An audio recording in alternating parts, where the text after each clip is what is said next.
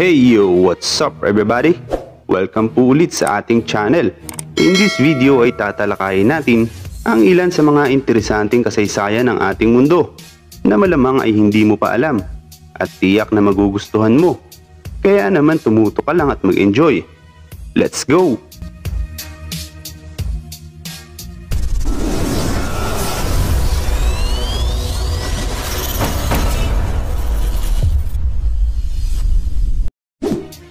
Bubonic Plague, taong 1600.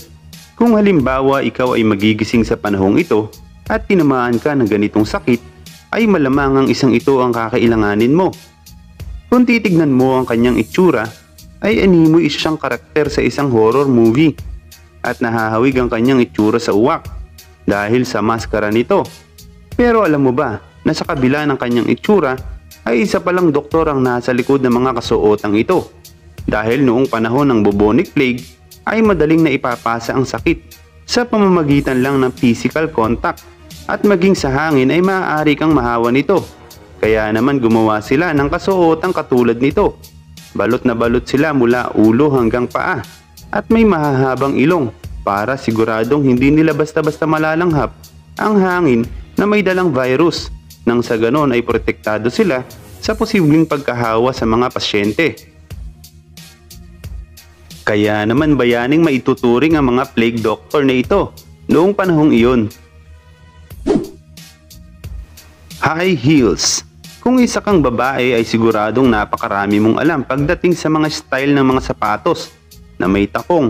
At syempre, kayang-kaya mo itong isuot nang walang kahirap-hirap. Pero alam mo ba na ang mga sapatos na may takong ay ginawa talaga para sa mga lalaki? Yes, tama ang narinig mo. Pinaniniwala ang mga unang sapatos na may takong ay unang ginamit ng mga tagapagtanghal sa Griego noon pang 200 BC. At ang tawag sa mga sapatos o sandals na ito ay katorni. Ayon sa kasaysayan ay malalaman mo ang estado ng buhay ng tao depende sa suot-suot nitong sapatos na may takong dahil ang mga ito ay dinisenyo para sa iba't ibang gamit. Halimbawa na lamang ang isang ito ay ginagamit upang hindi madulas. Ito naman ay kadalasang ginagamit ng mga matadero o yung mga nagkakatay ng hayop. Ginagamit nila ito nang sa ganun ay hindi nila matapakan sa kanilang mga paa ang mga dugo ng mga hayop na kanilang tinutsugi. Ang iba naman ay ginagamit sa pagtatanghal na sa ganun ay mas maging kapuna-puna sila sa harap ng mga manonood. At kalaunan ay madalas na itong naging gamit ng mga kalalakihan at kababaihan noong Middle Ages upang hindi sumayad sa lupa ang mahabang kasuotan noon ng mga babae. Gayon din naman sa mga lalaki. At ang may mas matataas na takong noon ay kinikilalang mas nakakaangat sa buhay o nabibilang sa mga pinakaimportanteng tao sa lipunan. Ang pinakamataas na naitalang takong noon ay tinatayang nasa 20 inches ang taas at talaga namang parang imposible mo na itong magamit. Well, at least hindi ka man makalakad ay isa ka sa pinaka-importanting tao noong panahong ito. Siguro ay hindi kumpleto ang araw mo kapag hindi ka nakapagkape o tsaa man lang sa isang araw. Pero alam mo ba kung ano ang iniinom ng mga tao noong hindi pa uso ang mga ito? Well, sigurado marami ang sasagot ng tubig. Well, syempre basic. Pero mali po ang tubig. Dahil mapanganib inumin ang tubig noong Middle Ages. Dahil marurumi ang mga tubig noong mga panahong iyon at hindi pa uso ang pag-filter ng mga tubig. Kaya ang mga inumin lang noon ay galing sa mga prutas at mga gatas ng mga hayop. At ang paborito ng lahat, ang alak. So, magsali ng sinelas, uminom ng supa, magpulutan ng sapatos, uminom minsan ng bote. Kadalasan ay alak o mga wine lang ang iniinom ng mga tao noon na nasa hustong gulang at kadalasan ang mga gatas naman ay pinaiinom lamang sa mga matatanda at mga bata noong panahong iyon. Kaya naman hindi mawawala sa pang-araw-araw na buhay ng tao noon ang alak, lalo na sa mga maiimpluwensyang tao na nag-iimbak ng samut-saring mga klase ng wine at mga alak. Hindi na ako magtataka kung bakit palagang may digmaan noong panahong ito. Puro kasi sila mga lasenggo. Bigyan mo ako ng baril. Sige.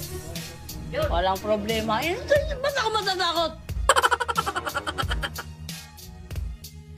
Pagkain ng nakahiga, naranasan mo na din siguro na mapagsabihan dahil kumakain ka habang nakahiga. O di kaya naman ay ikaw ang naninita kapag nakakakita ka ng kumakain na nakahiga. Dahil ang tamang pagkain ay nakaupo ng maayos at minsan maaaring nakatayo nang sa ganon ay mabilis umanong bumaba ang iyong kinain. Pero noong panahon, noong Middle Ages, ang mga tao, lalo na ang mayayaman, ay nakagawian na ang pagkain na nakahiga o nakadapa. Ang mga Griego ang sinasabing nag-umpisa sa kaugaliang ito at naipasa sa mga Romano. Dahil ayon sa mga Griego, ang pagkain ng nakahiga ay sumisimbolo na isa kang maimpluwensyang tao. Yung tipong naghihintay ka lang pagsilbihan ng mga alipin mo. Ang angas, di ba? Kaya naman ang pagsasalo-salo noon ng mga rich kid ay umuukupa ng napakalalaking espasyo dahil imbis na upuan ang gamitin ay mga higaan ang ginagamit nila. At sinasabi ring palaging mas malalaki ang higaan noon ng mga lalaki kumpara sa mga babae. Nang sa ganon ay maaari silang tabihan ng mga babae kung gugustuhin nito. Iyan ang Hokage moves noong Middle Age. Nice. Sa panahon ngayon, sa bawat operasyon sa isang pasyente ay kinakailangan gamitan ng anesthesia. Nang sa ganon ay pansamantalang mamanhid ang parte ng iyong katawan na uoperahan. Nang sa ganon ay hindi mo maramdaman ang sakit habang ikaw ay inooperahan. Pero paano naman kaya noong unang panahon na hindi pa uso ang anesthesia? Sinasabing ang pinakaunang matatawag na anesthesia noong panahon ng mga Babaylon at mga Sumerian ay alak ang nagsisilbing anesthesia noon para sa mga pasyente. Well, siguro naman araw-araw silang manhid. Remember, ito ang kanilang tubig noong panahon na iyon. Kaya nga puro warrior ang tao noon. Kasi nga, Maglo tayo. Bigyan mo ako ng baril. Sige.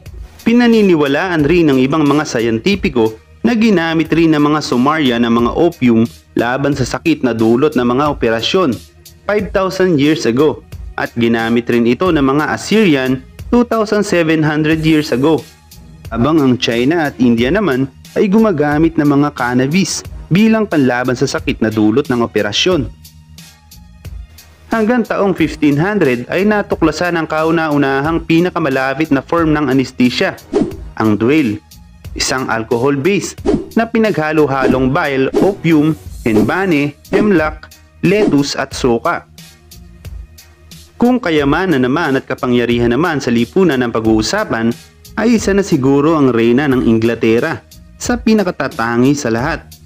Si Queen Elizabeth II ay naupo sa trono bilang reyna ng Inglaterra noon pang 1953 at sa mga panahong ito, ang lahat ng kanyang naisin ay kanyang makukuha. Hindi katulad ng iba na kailangan pang magtrabaho para lamang mabuhay. Pero alam mo ba na bago pa maging reyna si Queen Elizabeth II ay naranasan rin naman niyang magtrabaho.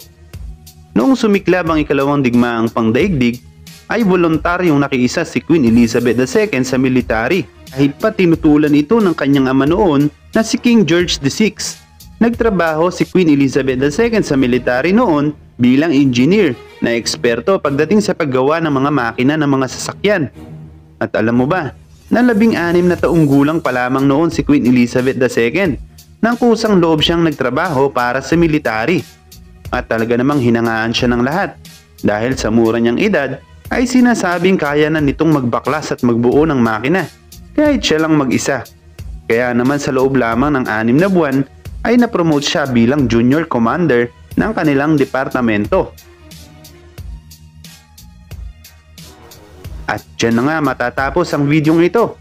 Kung gusto mo pa ng mga interesanteng kasaysayan tulad nito, ay huwag mong kalimutang mag-like, comment, at i-share mo na rin para masaya. O paano, hanggang dito na lang. Maraming salamat po ulit sa inyong panonood.